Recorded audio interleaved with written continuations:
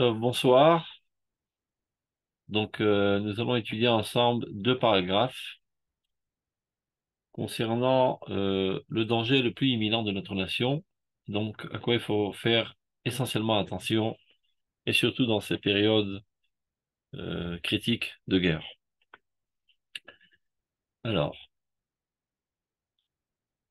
c'est pris du livre d'Oroth, du Rav Kook, dans le chapitre qui s'appelle Oroth Atechia, les Lumières de la Renaissance, paragraphe Kaf 20. Machloket Adeot al Dvar Adrachat Aklal. אם בזמן הזה, שרבו פריצים נושא דגל ההפקרות והדרמה, ראוי להפריד את האומה. Ça relate l'époque où a commencé l'émancipation en Europe, et donc pas mal de juifs ont commencé à quitter le judaïsme, à s'écarter du judaïsme, et même voir après s'inventer une nouvelle religion comme le réformisme, etc. Certains rabbins ont dit, eh ben, il faut nous écarter d'eux totalement. On n'ait plus aucun rapport avec cette communauté, ils n'appartiennent plus au peuple d'Israël. Et d'autres ont dit, non, ce qui est le plus important, c'est de garder l'unité du peuple. Donc il y avait une controverse virulente entre les dirigeants spirituels du peuple d'Israël. C'est de ça que traite le paragraphe. On va voir quelle est la position du Rav Kook. Donc, Machloket Adeot. Il y a une controverse dans les opinions concernant comment gérer le klal, la collectivité du peuple, la communauté d'Israël. Et là, il s'agissait déjà en dehors d'Israël, à plus de forte raison ici en Eretz Israël. Im Bismanazé, est-ce que aujourd'hui, chez Rabou Pritzim Nosé Degel Efkerut, que se sont multipliées énormément de personnes qui élèvent l'étendard de la débauche, de l'abandon total de la religion, et avec fierté en plus, pas en ayant honte, par principe. Alors peut-être qu'il serait convenable, les Afri de Taouma, de séparer la nation en deux, de préserver dans toute la pureté ceux qui sont religieux, et de s'écarter totalement de ceux qui ont décidé d'abandonner la Torah et les mitzvot. Chaque chérim no sait degel Shem Hashem, que ceux qui sont cachers, qui élèvent l'étendard du nom de Dieu, le ilahem shum yachas im porkarol aposhim, qui n'ait aucune relation avec tous ceux qui ont enlevé de sur eux le joug de la religiosité. Donc ça, c'est un avis. Ou bien, Shema koach hashalom aklali machiat hakol. Peut-être qu'au contraire, de préserver le shalom, la paix, l'unité dans le peuple, ça va peser la balance, et c'est bien plus important que d'essayer de préserver la religiosité en nous écartant des non-religieux. Alors, avant de rentrer dans le vif du sujet, le Rav Kook donne une petite introduction d'abord sur le fait même qu'on puisse poser une telle question. Kol ikara shel pluk tazu, sur le fondement même de cette controverse. Ba mipena shiflut aklalit, découle de la bassesse générale. Shadain lo nigmara tahara legamre, de laquelle nous n'avons pas été encore totalement purifiés, dans le fondement même du caractère de la nation. De quelle bassesse il parle? La bassesse de la haine gratuite qui nous a amenés à notre destruction nationale et à la destruction du Beth Amikdash.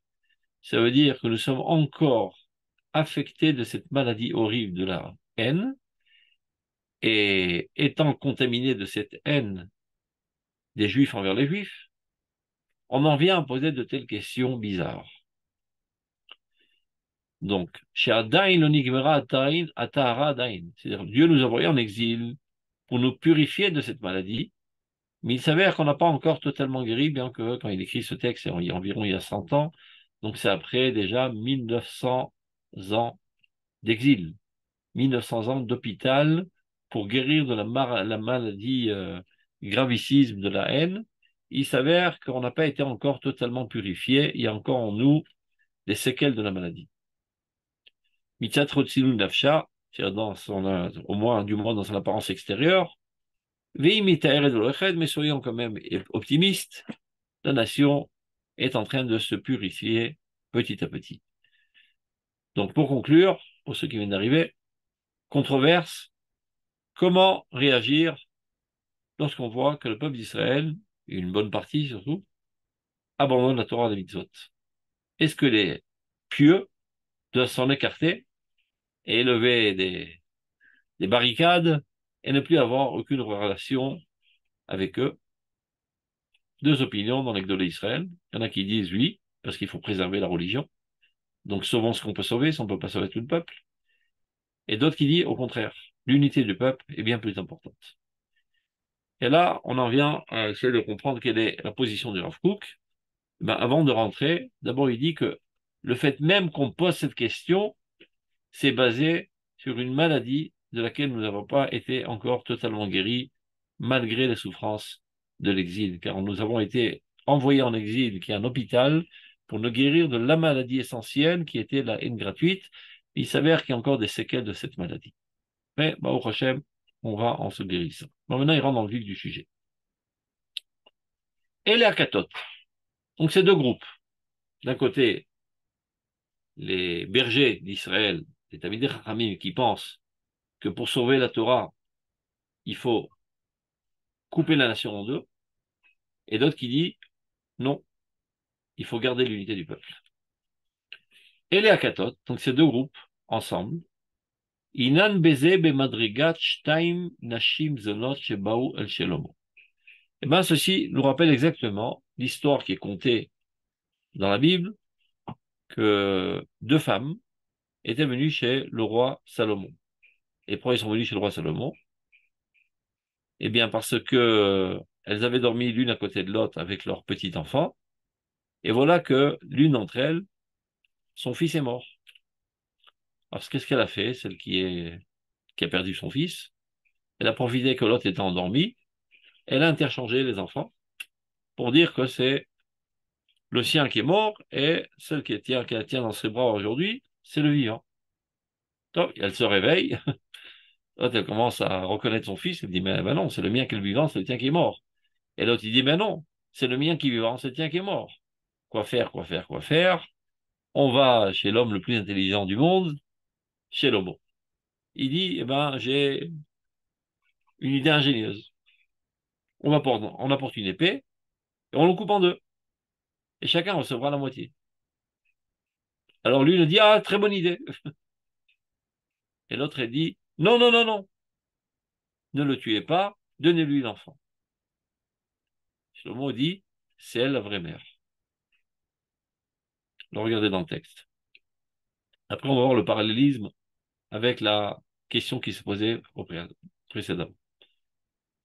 Donc ces deux kathotes, dit le Rav Kook, ces deux groupes, qui sont les deux des Talmidei Chachamim, mais ceux-là qui prônent la scission du peuple d'Israël pour le sauvetage de la Torah des mitzvot, et l'autre qui prône l'unité du peuple d'Israël, nous rappellent ces deux femmes prostituées qui étaient venues voir Shlomo HaMelech. Adibur aviu cherev, cette parole de dire apportez l'épée, Nisayon ou mechochmat Elohim shebemalchut Israël, était une épreuve provenant de la sagesse divine apparaissant par l'intermédiaire du royaume d'Israël. Et alors, Ota Reuya Lidachot, celle qui doit être repoussée en fin de compte, c'est elle qui prétend Gzor, couper l'enfant en deux. Et pourquoi elle fait ça? Au bit marmera, avec son amertume. Mais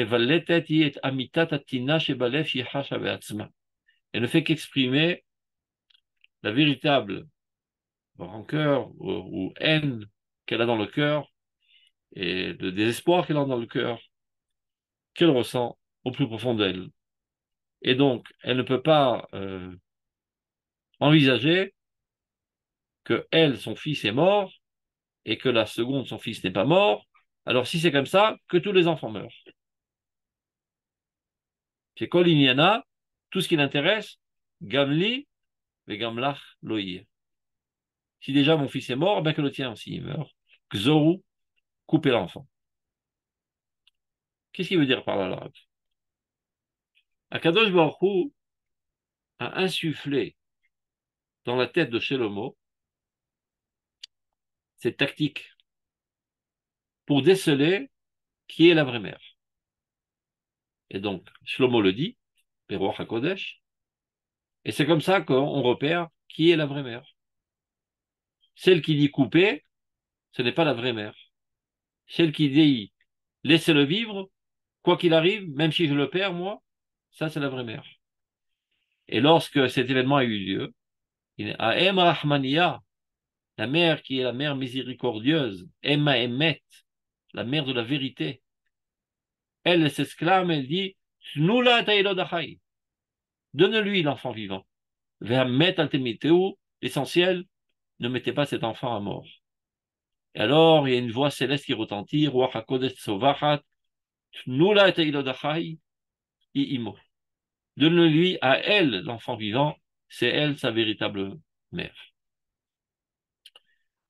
Donc, essayons de comprendre pourquoi le Rav Kook rapporte cette histoire. Quel rapport y a-t-il a priori? Bon, il y a un enfant, il y en a qui proposent, coupons-le en deux, on se sépare. Et on se sépare, c'est mettre le peuple d'Israël à mort. Et l'autre, il dit non, on ne le coupe pas, même si on doit le perdre. L'essentiel, c'est qu'il continue à vivre.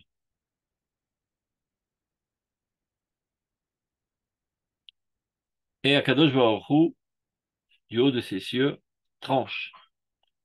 Celui qui dit on ne coupe pas le peuple en deux, c'est lui la véritable maman du peuple d'Israël, c'est lui le véritable berger du peuple d'Israël, c'est lui qui est digne de gérer le peuple d'Israël. Enketz, la raot agashmiot varuchniot shalit pardut taomal chalakim. Infinis sont les mots, aussi bien matériels que spirituels, qui proviendraient de la scission de la nation en plusieurs parts. Afalpi shepirut gamour karole alev amenatrim barzariut yefsharu vayol oye. Bien que nous sommes assurés qu'ils n'arriveront jamais à réaliser cela, jamais on pourra couper le peuple d'Israël, comme pensent ces Ménatrim, ces chirurgiens cruels. Ceci n'aura jamais lieu.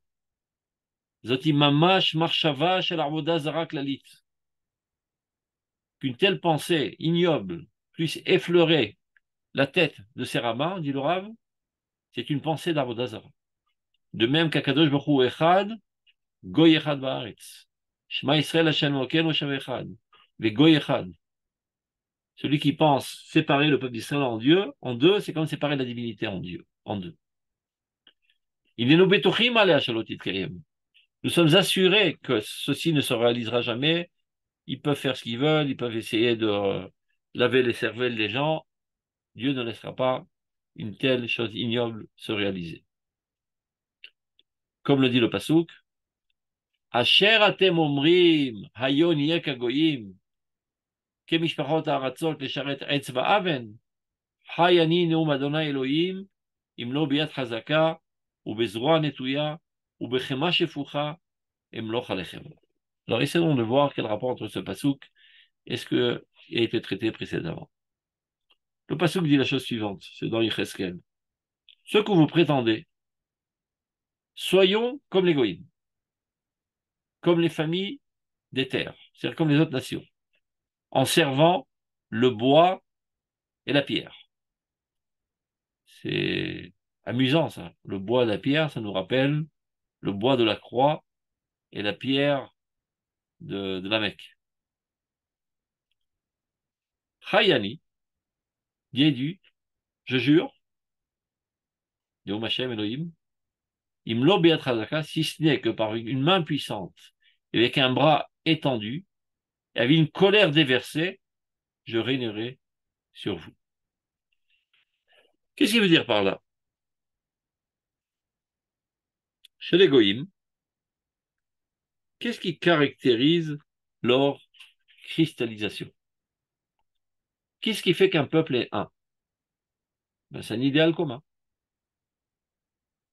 un intérêt commun, une région géographique commune. C'est-à-dire que ce n'est pas une nature profonde, c'est un facteur extérieur qui les unit. Et dès qu'il n'y a plus d'intérêt envers ce facteur, eh ben on le laisse tomber. Supposons que quelqu'un vive en France, parce qu'il a grandi là-bas, il est né là-bas, il connaît la civilisation française, la culture française, c'est la mentalité française, bon, ça va. Et après quelque temps, il déménage, il passe en Angleterre. Au début, il parle anglais avec un petit accent pathos, et il languit ses petits croissants. Bon, après une génération, ses enfants seront des Anglais à part entière, et ses petits-enfants, des Anglais total. Et qu'est-ce qui adviendra si la guerre éclate entre l'Angleterre et la France? Dans quel camp se trouveront les petits-enfants? Évidemment, dans le camp des Anglais. Ils n'ont plus aucune appartenance à la France, parce que ce n'est pas une nature. C'est ce qu'il faut comprendre, que lorsqu'un bébé sort du ventre d'une Française, il n'est pas français.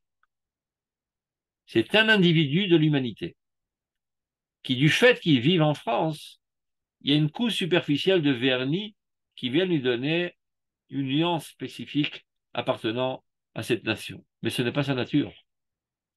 Ce qui n'est pas de même dans le peuple d'Israël. Amzu yatsartili. Ce peuple-là, c'est moi qui me le suis créé. Am nivra yalelia. C'est un peuple qui a été créé. C'est une âme spécifique. Ce n'est pas des facteurs extérieurs d'une idéologie commune, ou bien d'une religion commune, ou bien d'un territoire géographique commun. C'est une nature profonde, c'est une âme.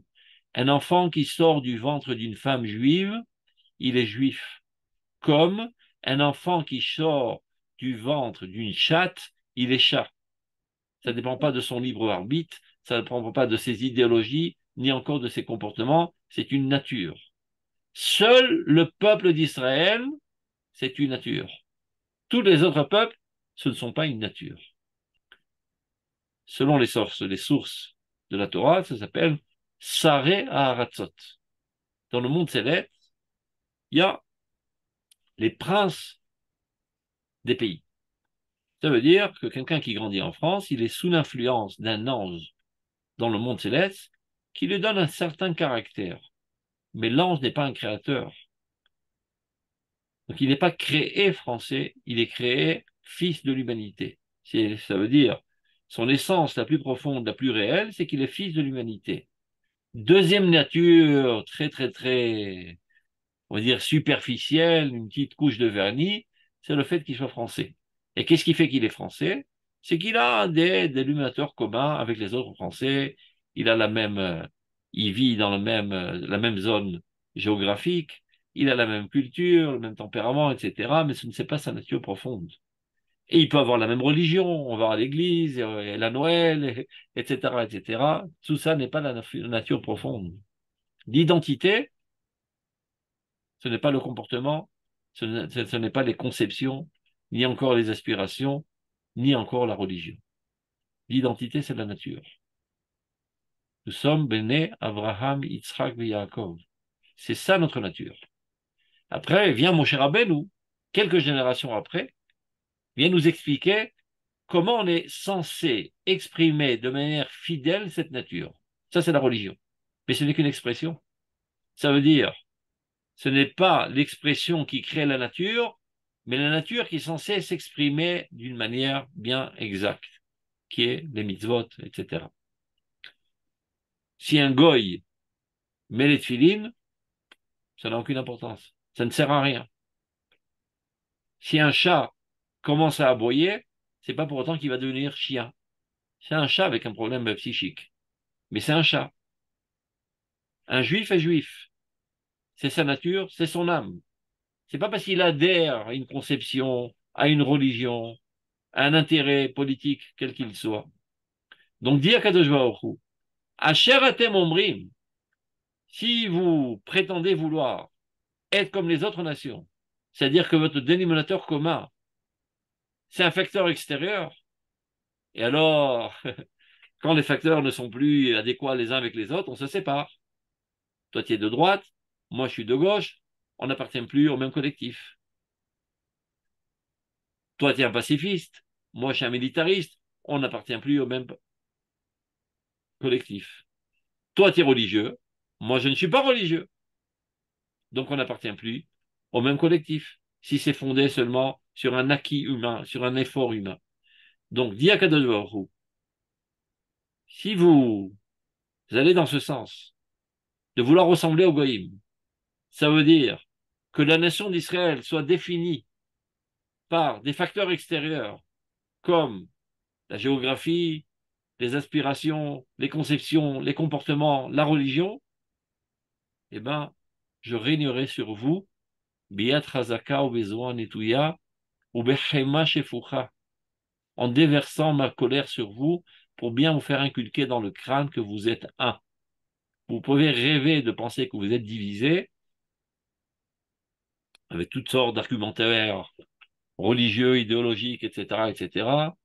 Je ferai en sorte de vous faire entrer dans le crâne que vous êtes un, et c'est comme ça que les goïms vous considèrent comme une seule entité.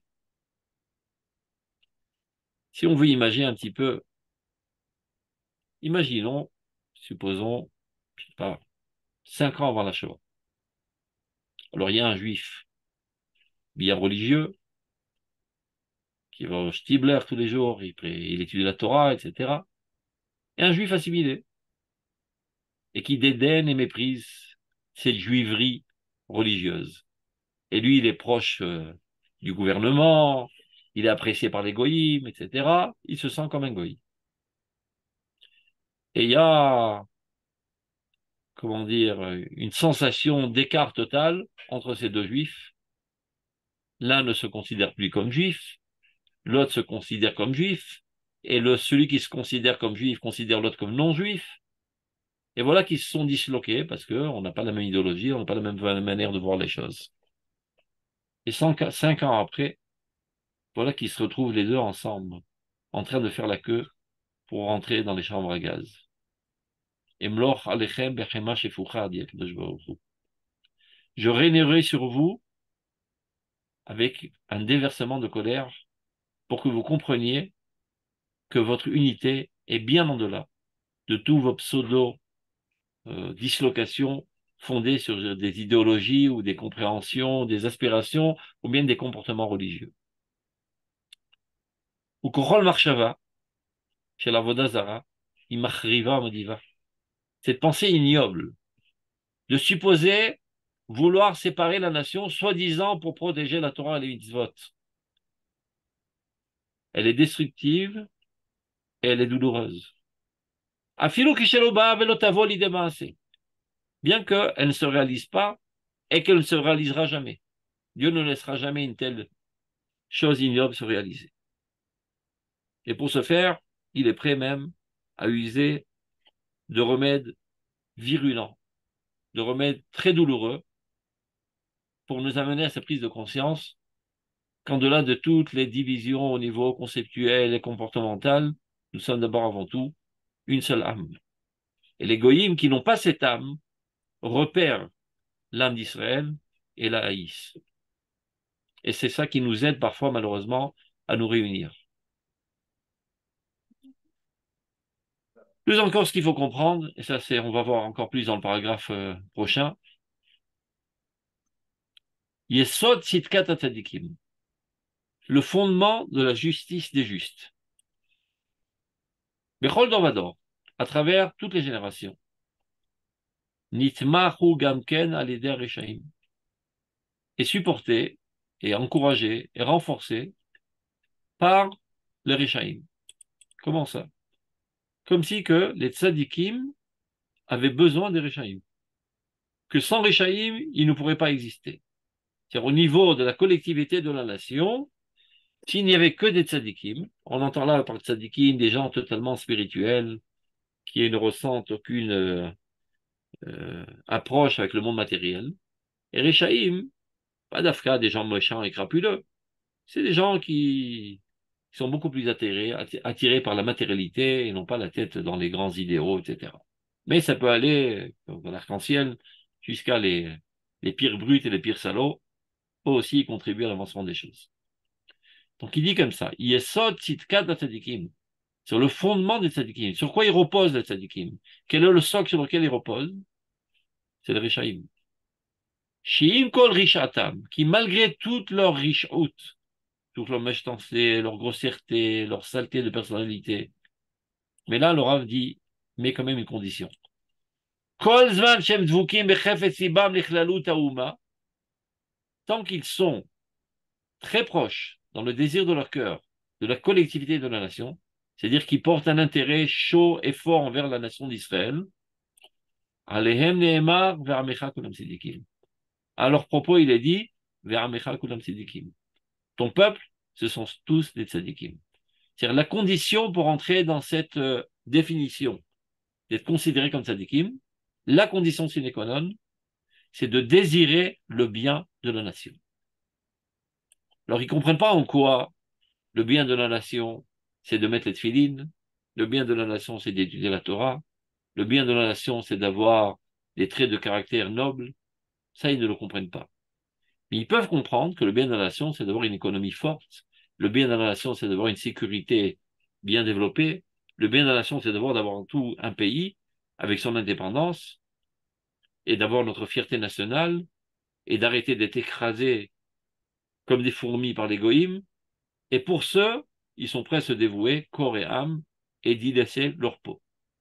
Bien qu'à côté de cela, ça peut être des sales types qui transgressent le Shabbat, qui font de l'inceste, qui font de l'adultère et qui mangent du porc même. Mais ils ressentent un amour profond envers la nation et ils sont prêts à s'y adonner de tout cœur. Quand ils ont cette condition en eux, ils rentrent dans la catégorie de Varmecha Kudam Tzedikim. Et alors, Chitzoniut Arishut, le Rishut qui est extérieur, c'est-à-dire au niveau comportemental ou bien au niveau conceptuel, mais pas au niveau du cœur. Chitzoniut Arishut Shelahem, Moïlaï Lehametz Kocham Shadedikim. Elle aide à renforcer la force des tzadikim, qui est Dourdia Lechamra, c'est un concept qui vient de la Torah de la Kabbale, comme la lie du vin. Lorsqu'il y a du vin, ben le vin c'est agréable, mais des fois ça repose en bas de la bouteille ou du baril, de la lie. Alors, quelqu'un pourrait dire, mais enlevons cette lie, là on ne peut pas tamiser un petit peu le vin pour qu'il soit plus agréable à boire. Aucun problème. Tu le tamises et ça devient du vinaigre.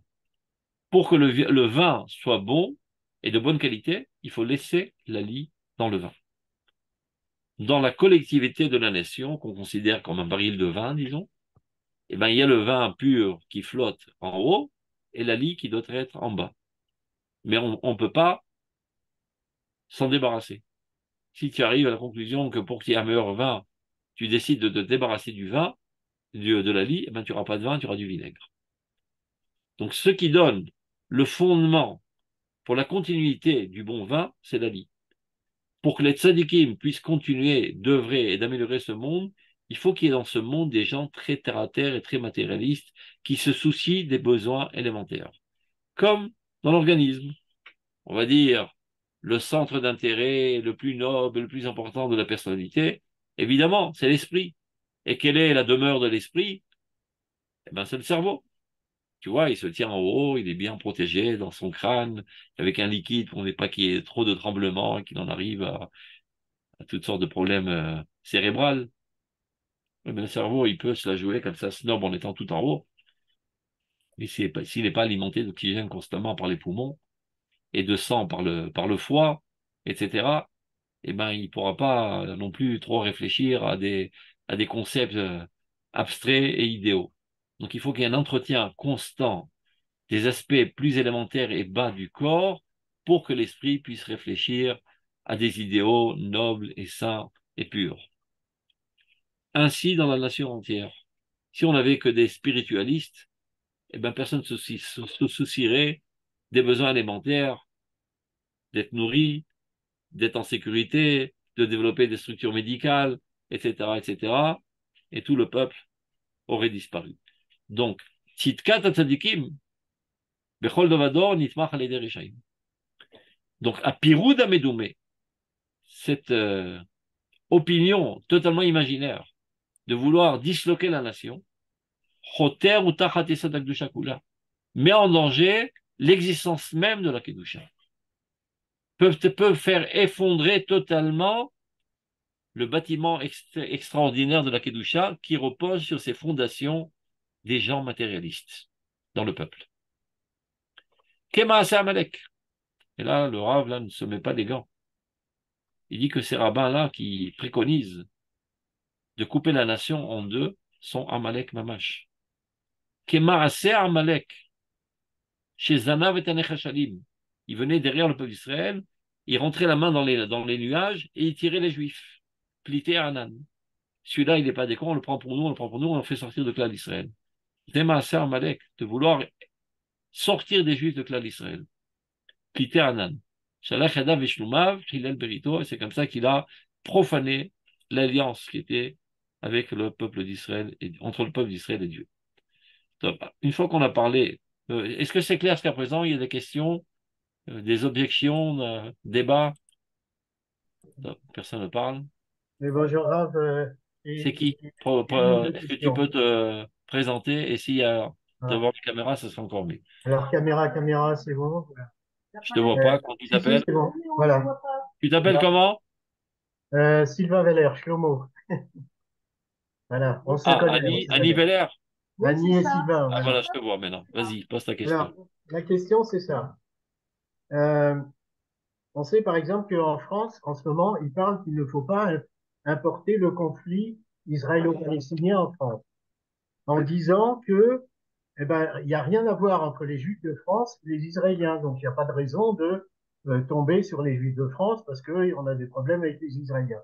Or, ce qui est dit ici, c'est exactement ce que disent les antisémites. C'est-à-dire, en fait, ils sont tous Israéliens ou ils sont tous Juifs, ils sont tous dans le même. Donc tu veux dire par là que les antisémites comprennent mieux le judaïsme que les juifs? Oui, tout à fait, tout à fait. Ben, tu as raison, c'est ce que je disais tout à l'heure. Il y a des juifs qui partent en perdition totale en pensant qu'ils pourraient avoir une entité indépendante parce qu'ils ont d'autres conceptions, mais la nature est inchangeable. Et ceux qui ont les flairs, ceux qui ont le flair, ils la reniflent bien, cette nature. Et Hitler, il est allé chercher les juifs 3 générations en arrière, même les plus assimilés. Maintenant, il faut savoir que si par hasard il y aurait des juifs comme ça en France, qui se diraient être des pieux et des religieux, mais qui se déconnectent de Klal Israël pour sauver leur peau, eh bien, comme on dit, ils sont mal barrés. Dit le Rambam, dans Ilchot Teshuvah, chapitre 3, paragraphe 11. Si quelqu'un n'aurait jamais fait une avéra de sa vie, il faut le trouver, ce bonhomme, et qui aura accompli toutes les mitzvot, aval poresh midarkei tzibur, il s'écarte de la collectivité. En lo chelek l'olam haba. Toutes ces mitzvot n'ont aucune importance. C'est un comportement de singe, et des paroles d'un perroquet, et gazouillement d'un moineau. Tout notre comportement, comme je disais tout à l'heure, ce qu'on a pris de Moshe Rabbeinu, c'est l'expression de notre nature que nous avons hérité d'Abraham, Yitzhak et Yaakov. On est d'abord et avant tout Béné Abraham, Yitzhak et Yaakov. On est d'abord un groupe ethnique. On est une famille. Et la Géoula, elle viendra grâce à cette prise de conscience. Comme il est dit, Zocher Chasde Avot, ou Mevi Goel Ivne Benem Leman Shemo Be'ava. Il n'y a pas marqué Zocher Torat Moshe Rabbeinu. Zocher Chasde Avot. Ça veut dire lorsqu'il y aura un zikaron, une conscience profonde, que nous appartenons à cette famille, Avraham, Yitzhak et Yaakov, c'est ce qu'on peut traduire de manière moderne, la tendance nationale, alors que les Juifs étaient éparpillés aux quatre coins du monde et avaient perdu leur identité nationale. Ils se considéraient comme Français de religion juive, Allemands de religion juive, Tunisiens de religion juive. Mais c'est pas son identité, parce qu'on peut être allemand de religion chrétienne et français de religion chrétienne. Et c'est pas pour autant qu'on se fait pas la guerre les uns contre les autres. Ce qui veut bien dire que l'identité, c'est pas la religion, mais c'est l'appartenance au groupe, à la race. Ben, chez nous, il y a une double chose. Que d'abord, avant tout, on a notre identité, qui est notre nature, qui est notre âme, qui a été insufflée en nous, qui s'appelle Knesset Israël. Et vient Moshe Rabbeinu, nous apprend comment être fidèle à cette âme. Comment faire des comportements qui sont fidèles à notre nature. Mais en aucun cas, les comportements ne créent la nature. Le comportement ne peut que exprimer cette nature.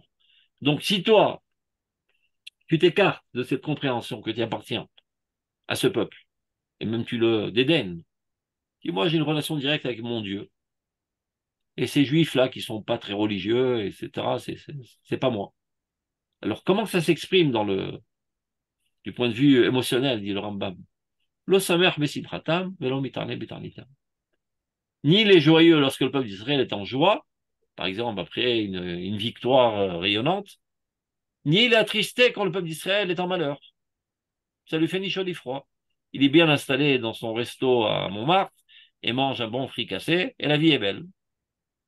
Alors qu'il devrait être profondément affecté et concerné par la douleur du peuple en Eretz Israël.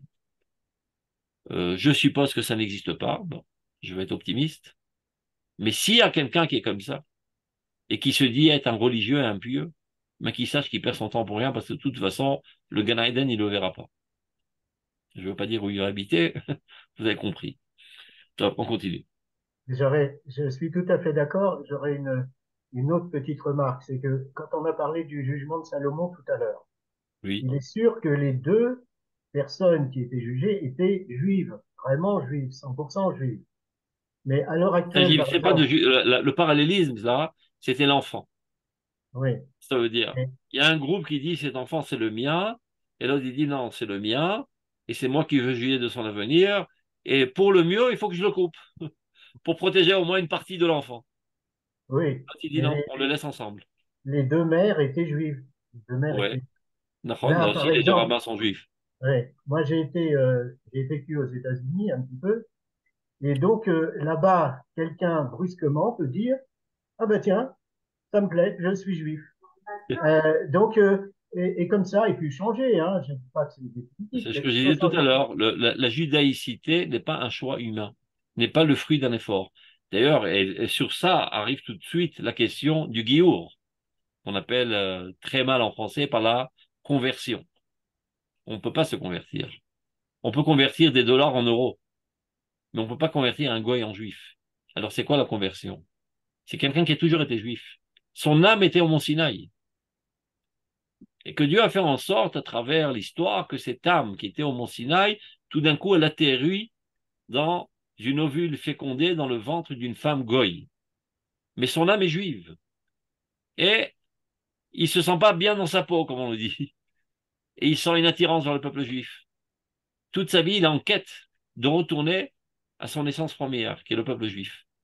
Mais sans quoi, parce que la Torah elle dit, Israël, Shamdou Be'ar Sinaï, Paskazo, Hamata, Memcholim, Mekabel Torah, le peuple d'Israël qui s'est tenu au pied de Mont Sinaï a été nettoyé de l'impureté qui avait été mise à Chava par le serpent. Donc ils sont aptes à recevoir la Torah. Et les guérim, comment ils peuvent recevoir la Torah? Réponse de la Gemara, ben, ils étaient eux aussi au Mont Sinaï. Lazala Yoaï. Donc dans leur nature profonde, les guérim, d'ailleurs on dit Gershit Gayer. C'est bizarre. Gershit Gayer. Il Gaillard, donc il n'était pas guerre avant. Il a toujours été guerre. C'est un juif spécial.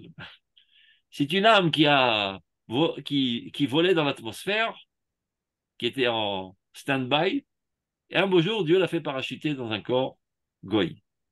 Oui, il y a beaucoup de juifs qui ont été kidnappés pendant toute l'histoire, Ça se peut que ce comme soit enfants, descendant des comme juifs, ça petits se peut qu'il n'a enfants. jamais été juif, qu'il n'a pas d'ascendant juif. C'est une âme qui était dans le réservoir des âmes juives, qui atterrit pour cela. Dieu sait pourquoi. Il doit venir enrichir le peuple d'Israël avec des aptitudes qu'il a acquis en grandissant d'Afka parmi les goïms. Et c'est pour ça que Dieu les ramène. Mais quand tu interroges un vrai guerre, un guerre tzedek, tu dis, j'ai toujours senti une attirance sur le peuple juif. Maintenant, il y a toutes sortes de manières comment il y a cette attirance. Des fois, il peut arriver en tant que, je sais pas, que volontaire dans le kibbutz en Eretz Israël, pour rien, juste pour faire de l'agriculture, etc. Et tout d'un coup, il tombe amoureux de ce peuple. Donc là, il rentre par le portail central dans le peuple d'Israël. Et ça peut arriver par la porte, un petit portail de derrière. Il tombe amoureux d'une juive en France. Il dit, ah non, non, c'est pas sincère, c'est juste parce qu'il est amoureux d'elle. Ça, t'en sais rien, mon pote. En fait, il est amoureux du peuple d'Israël, et c'est à travers elle que ça a déclenché son amour du peuple d'Israël. Et ça, c'est le rôle des Dayanim de savoir discerner est-ce que c'est sincère, bien qu'il ait connu une juive, ou bien c'est une entourloupette pour pouvoir se marier avec elle. Mais pas toujours automatiquement de dire c'est que s'il a connu une juive, donc c'est pas sincère. Non, il est rentré par la porte de derrière. Au lieu de rentrer par le portail général de Klal Israël, il est rentré par un petit portail, par l'intermédiaire d'une fille juive. Donc, on ferme la parenthèse. Keshem, ça c'est dans le paragraphe 45. Keshem shei efshar le yain belosh marim. Pour revenir à ce qu'on a dit tout à l'heure, la lie et le vin. Alors ça aussi c'est pris des Zohar. De la même manière qu'il est impossible qu'il y ait du vin sans lit, car efshar l'olam belo reshaim. Le monde ne peut pas exister sans le reshaim. D'ailleurs, on a un remez antique du Harizal. Comment qu'on appelle un collectif chez nous en hébreu? Tzibour. Tzibour, c'est racheté vote, tzadikim, benunim, oreshaim. Il y a toujours ces trois catégories dans le Tzibour. Les tzadikim, les moyens et les rishaim, et tous sont nécessaires. Bien sûr, on voudrait que tous soient tzadikim, alors on peut décaler tous vers le haut, mais il restera toujours trois catégories, plus ou moins spirituelles ou matérialistes. Et il faut toujours qu'il y ait des gens qui se soucient de la matérialité du peuple, sans quoi les autres pourraient s'envoler vers les hautes sphères et se déconnecter de l'existence réelle, jusqu'à finalement arriver à des catastrophes. Donc il dit le Rav, de la même manière qu'il est impossible de concevoir qu'il puisse exister du vin sans lit, de même il est impossible qu'il y ait un monde sans réchaïm.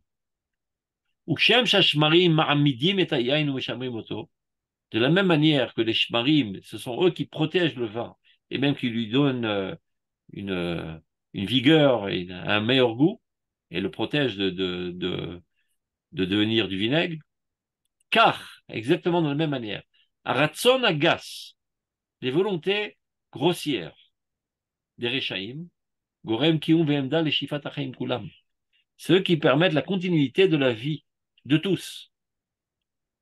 C'est le Kol Abenoïm, de tous les moyens et de tous les tzadikim. Imaginez un monde où il n'y aurait que des spiritualistes. Alors il n'y aurait pas d'armée, il n'y aurait pas de système médical, il n'y aurait pas d'agriculture, puisqu'ils étudient tous la journée. Alors, qui va se soucier des besoins alimentaires de la nation? Donc il faut qu'il y ait des gens, pas seulement qui œuvrent dans la matérialité, mais qui sont amoureux de la matérialité. Parce que toute chose à laquelle on ne s'y donne pas totalement avec plein d'entrain, finalement, ça marche pas. Il faut qu'il y ait des gens parmi nous qui sont enthousiasmés. Et c'est ça qui leur donne goût à la vie. Lorsqu'ils mettent les mains dans la graisse du grise, dans le moteur de la voiture, ils jouissent. Et tu leur donnes à lire, je sais pas, un poème ou un équation en mathématiques, ils sont au bord du suicide. Ils ne sont pas faits pour la spiritualité. Ils sont faits pour la matérialité. Et vice-versa. Les spiritualistes, tu lui dis, voilà, aujourd'hui, au lieu d'aller, je sais pas, faire ta recherche en sciences ou bien étudier la Torah, tu vas travailler pendant 3 semaines dans un garage, mais il pète tous les plombs. Il explose. Il étouffe dans cette matérialité. Et chacun a son rôle. עכשיו, כשהשמרים מתמעטים, maintenant, lorsque la lie commence à diminuer, elle se dissout, elle disparaît, elle s'évapore, disons. Les yaïn omet de l'orshmarav, et que le vin commence à se tenir sans lit, arrière les kilkul il risque de s'esquinter et de devenir du vinaigre. Agalout, dit dela et koach hachaim shel haouma ou shmarenu nitma'atu arbe meod. Toute notre vie pendant l'époque de l'exil a fait que finalement, la lie de la nation s'est amoindrie. Parce que, de manière générale, dans l'exil, nous ne sommes pas tellement adonnés aux dimensions matérielles. C'est-à-dire, à l'échelle individuelle, chaque juif, évidemment, est allé travailler pour son gagne-pain. Mais on ne s'est pas senti concerné de l'avancement et du développement du monde du point de vue matériel. On a laissé les goïms faire et nous, on est resté dans la touche. Il y a ça et là des individus qui ont contribué, mais pas en tant que peuple d'Israël. C'est Einstein, il parle pas en tant que juif. Il est juif par hasard, mais il vient continuer l'effort, je sais pas, de la science du point de vue universel ou bien américaine, j'en sais rien, pour l'intérêt de l'Amérique, et ainsi de suite. Et même Freud, c'est pas en tant que, on va dire, créativité propre du peuple d'Israël qui le fait, en tant que science humaine et du pays de lequel il venait pour relever la gloire de sa nation.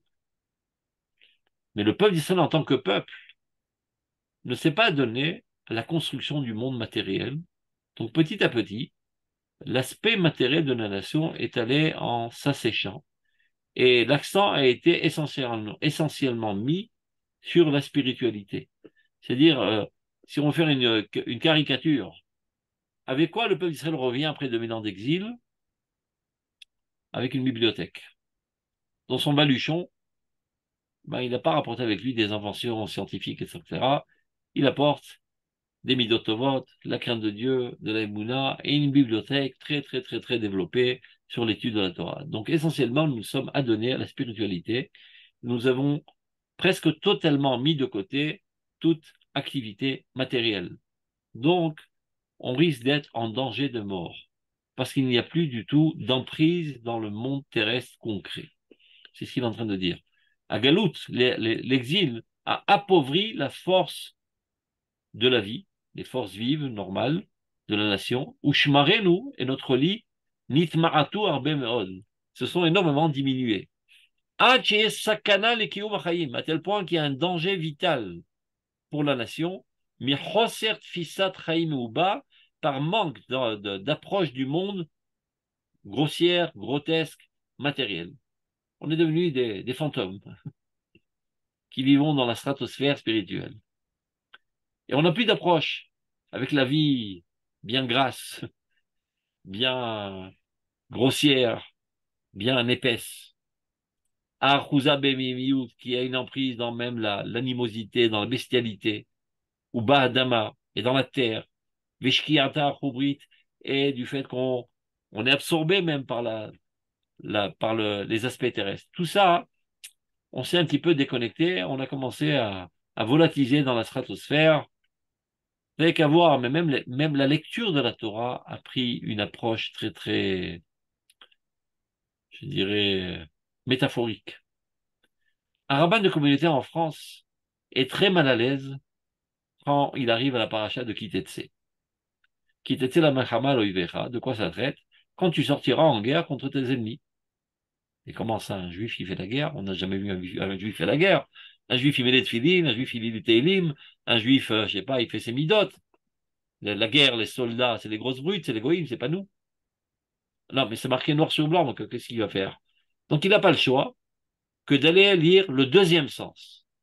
De quoi s'agit-il? C'est la guerre contre le Yetzirah, qui est évidemment aussi vrai. Mais c'est pas le premier sens de la Torah. La Torah parle effectivement de la guerre, comme aujourd'hui la guerre contre les Rishaïm de Gaza. C'est de ça que la Torah parle. Et après, dans un deuxième sens plus profond, aussi la guerre contre tes faiblesses et tes tendances bestiales, etc. Mais lui, il n'est pas capable de lire le premier sens de la Torah parce qu'il est déconnecté de la vie réelle. Ça fait 2000 ans qu'il survole l'existence. Il s'est construit une pseudo-existence virtuelle, totalement spirituelle.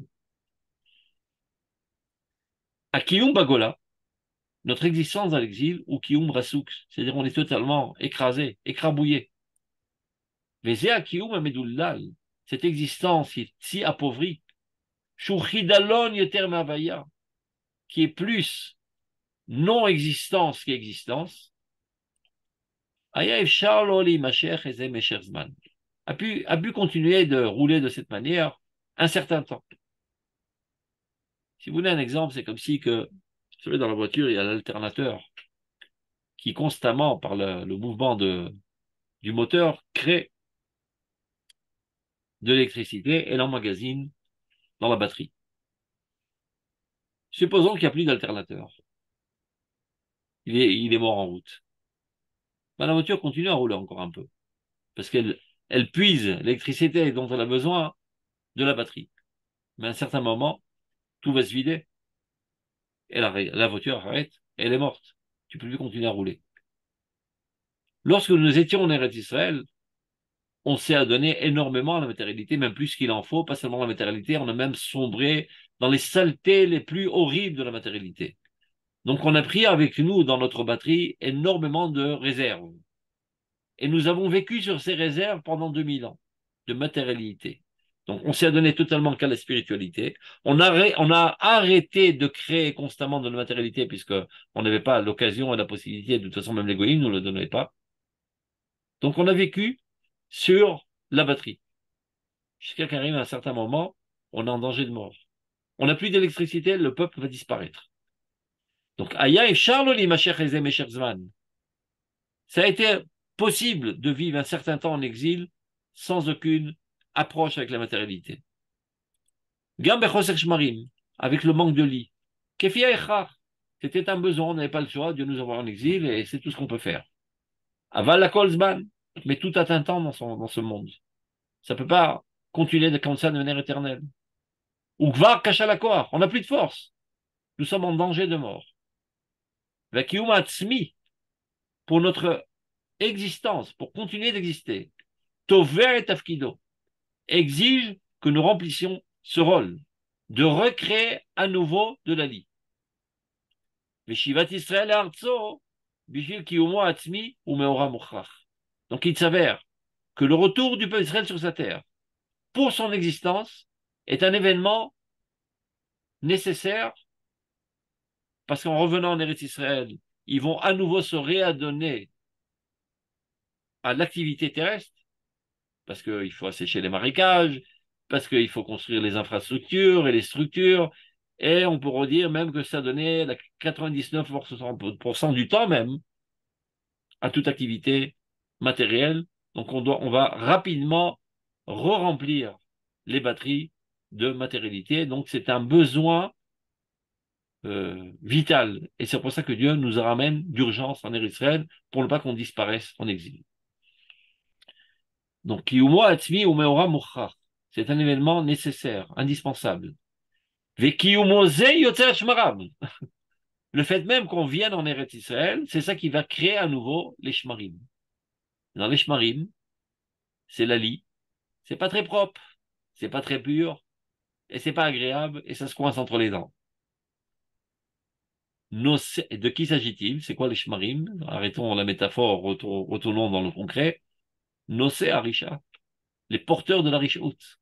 Ve'achutzpa, et les gens qui se rebellent contre la Torah, contre la foi, contre la crainte de Dieu, etc., etc., et qui s'adonnent à un extrémisme de matérialité chez l'Igveta de Meshicha, tel que ceci apparaît dans les talons du Messie. Ça veut dire les pas qui préviennent la venue du Messie.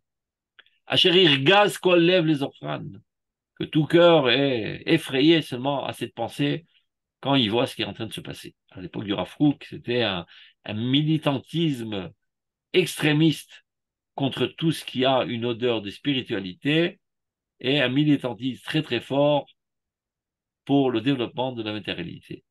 Et donc ceux qui venaient d'arriver de Chutz La'aretz, imbibés de spiritualité, de crainte de Dieu, d'application des mitzvot, voient des juifs pareils, ils explosaient de désespoir et même parfois de haine envers eux. Elem asdadim achurim, dit le Rav, calmons-nous. Calmez-vous, messieurs les religieux, les spiritualistes. Ceux-ci sont les aspects moches qui permet l'existence pure et limpide et claire et réjouissante. C'est elle qui va permettre de la créer. On ne peut pas envisager de créer du vin sans lit.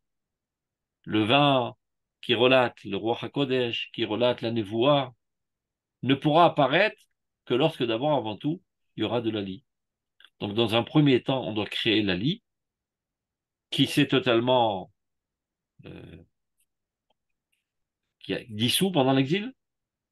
Donc, il faut mettre maintenant tout le paquet pour créer énormément de lits, énormément de matérialité.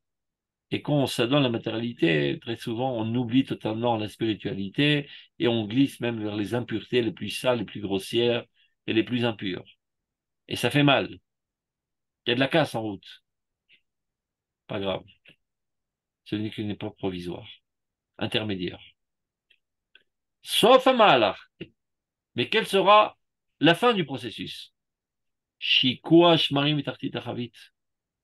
La lie, petit à petit, va décanter. et arriver au bas-fond du baril. Ce qui fait mal, c'est que ce qui flotte en haut du vin, c'est la lie. Les dirigeants politiques, ce sont des gens de caractère lie, des matérialistes extrémistes haineux de toute spiritualité. Calmos, dit le Rav Kook. Ça va se mettre en ordre. Ça va décanter. C'est une question de temps. Sauf à Mahalach, la fin du processus, Shikoa Shmarim Mitartit Achavit, que décante la lie au bas-fond du baril. Ce qui veut dire Anmachat Akochot Arishiot Betehom Achaim, faire descendre les forces barbares, les forces sales, les forces grossières dans l'abîme de la vie, mais pas l'annuler. En aucun cas l'annuler. Des fois, des rabbins risquent d'être des gens qui mettent en danger la nation. S'ils parlent constamment, de manière négative, envers les activités matérielles, eh ben, ça va faire baisser les bras de toutes les initiatives des gens qui s'adonnent à la matérialité et mettent par cela même en danger la nation. Et si en plus ils s'adonnent à disloquer la nation en deux, de dire nous et nous on est les biens, eux ce sont les méchants, écartons-nous d'eux, c'est Marchevet Avodazara, c'est Maaser Amalek. Oui, mais Rav, je peux poser une question? Oui, c'est Euh, qui? à Nivelles, je sais pas Ah, si vous me voyez là, moi je me... oui, je vous vois. Oh, d'accord. Euh, parmi les dirigeants politiques, il y a aussi comme Shimon Peres, ou des idéaux Pendu. qui sont pas tordus, oui, c'est pas des Achod. matérialistes. C'était des matérialistes, mais pas des matérialistes. Parce qu'ils refutaient toute spiritualité et toute vision messianique aussi. Nous ne sommes pas venus ici pour construire le Beth Amikdash, nous sommes venus ici pour assurer notre sécurité et avoir un confort matériel. Oui, Et mais donc, Shimon Peres, si pour cela il faut renoncer à des parties d'Israël et même à Jérusalem et même au mont du Temple, on n'en a que faire. oui, Donc, il voulait faire comme le marché commun du Moyen-Orient, voilà, Shimon Peres. Bidiouk. Donc, c'est un confort de l'individu matériel. Aujourd'hui, la situation est 1 million de fois mieux que ce qu'elle était à l'époque du Rav Kook, puisque même dans les personnalités politiques, il y a des gens religieux, il y a même des gens idéalistes, il y a même des gens avec une vision messianique, etc., etc. À l'époque du Rav Kook, c'était totalement inexistant, et n'oublions pas que c'était bien avant même l'État d'Israël. C'était Ouais. encore sous l'Empire ottoman. C'était les premiers bourgeons. Mais déjà, ces pensées ignobles existaient. De voir couper la nation en deux et de mépriser, de dédaigner ceux qui s'adonnaient les premiers colons à la construction du pays, à la sécurité, etc., etc. Donc c'est pour ça que le Rav explique ces thèmes. N'oublions pas toujours que Dieu a envoyé le Rav Kook comme architecte de notre renaissance nationale. C'est son rôle. Chacun son rôle dans ce monde. Il est là, c'est lui qui a mis les fondements idéologiques. D'ailleurs, je ne sais pas si vous le savez, c'est lui le premier qui a appelé l'État d'Israël, Médinat Israël. Ça apparaît dans le livre de Roth. Que personne ne rêvait, Bichlal. On ne parlait pas dans la rue de l'État d'Israël. On parlait les colons, on a réinstallé les Juifs sur leurs terres, l'agriculture, etc. Mais même le terme, le mot Médinat Israël, il figure dans le livre de Roth, dans le livre, le dernier chapitre de Roth d'Israël, Vav Vav. Médinatenu, Médinat Israël, Yesod Kisi Hashem Baolam. C'est lui qui l'a construit de ses 10 doigts déjà dans la, Atzarat Balfour. Et c'est lui qui est venu ici renforcer les initiatives et accompagner le mouvement, et diriger, rectifier le tir. Et il le savait parfaitement. Il écrit dans ses lettres qui a dati qu'il est mehia chez la Chani Hashem. Je sais parfaitement que Dieu m'a envoyé dans ce monde pour les mehia, c'est pour faire vivre, comme Yosef à son époque. Donc, on termine. Donc, à la fin du temps, les craintes, happy hand, tout se mettra en ordre, la lie descendra en bas du baril, et le vin le plus pur, c'est la spiritualité, la sainteté, la pureté, flottera et gérera la nation. Aval be'emshech etzirata, mais au tout début, quand il commence à se créer, elle commence à se créer cette lie. Shinam olchim beyachad im hayayin. Elle est totalement mélangée avec le vin. Donc on n'y voit plus rien. Tu bois un votre verre et la lie se coince dans les dents et c'est désagréable à boire, etc. בהמשך יצירתם שאינם הולכים ביחד עם היין, חיי אומה ורוחה, avec la vie de la nation et son esprit, même les idéologies sont emplies de lits et de saleté, etc. À mi-horaire. Et machirim auto. Il amochisse. Il la rend trouble, ce vin. Va les vavot roachim, le mariat sissa. Et les cœurs sont, ils sont effrayés quand ils voient cette fermentation. Que va-t-il advenir? Gewalt, Atzilou, Israël, Olabesh. Il commence à hurler tous les murs avec des annonces terribles, une pire que l'autre, qu'on est au bord d'une Shoah à cause de la matérialité grossière qui se développe en Eretz Israël. Yanoa Halev, dit le Rav Kook, calmez-vous, calmez-vous. N'entrez pas en hystérie, calmez vos cœurs. Veishkot, rentrez dans votre paisibilité, Bemechono, avec les marées rapides. Élevez un petit peu vos yeux et voyez à l'horizon ce qui est en train de se préparer. Tout va se mettre en ordre. Aoler Voset Mesilato, il ferait son chemin tout doucement. Et on ne peut pas forcer la nature. Les choses ont leur rythme naturel. Mais Miflaot Emim Deim, de manière merveilleuse par le parfait de la connaissance. Qui est donc le parfait de la connaissance? Akadosh Baruch Hu. Akadosh Baruch Hu, il est Temim Deim. C'est le parfait de la connaissance. Il fait avancer les choses de manière merveilleuse, ça veut dire de manière totalement inattendue. Les gens pensaient qu'on arriverait en Eretz Israël, tout serait des tzadikim avec des grands streimel et des grandes péotes, etc. Surprise! Eh ben, c'est pas vous qui gérez la situation. Et encore heureux que c'est pas vous qui gérez la situation. Son cas jusqu'à présent, l'État d'Israël aurait eu l'air d'un Schnibbler. Donc, il faut d'abord qu'il y ait des forces matérielles, amoureux de la matérialité et même presque haineux de la spiritualité, pour qu'ils mettent des fondations solides. Parce que seul celui qui est amoureux de la matérialité s'y adonne de tout cœur. Donc d'abord, on met les fondations, on construit les kelim comme il le faut. Après, dans une deuxième, une troisième génération, viendront des gens de la spiritualité et verseront dans ces kelim le contenu, l'idéal.